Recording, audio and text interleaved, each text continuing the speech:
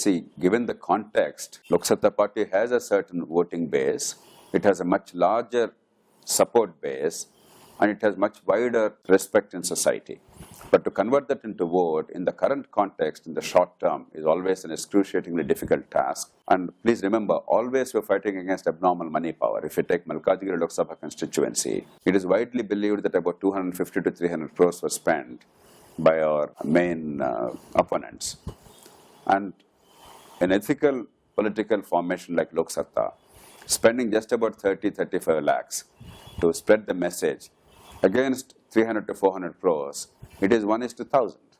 Now, people perceive that this kind of ethical formation will not succeed. And that is the pattern in every constituency. Now, this sort of a thing will succeed only when there is no polarization, only when there is no fear, only when people actually are looking for better candidates or better political formations, not voting out of fear, voting out of prejudice.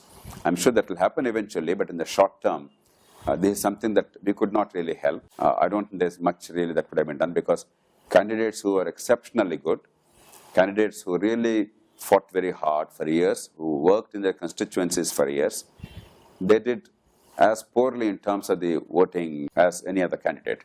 So it clearly shows that when people want something like this to happen, in the short term, they do not believe it will happen, and therefore they flock to the other political parties. People don't bother about anybody else who is outside the polarization. Sanity, reconciliation, they become inconsequential.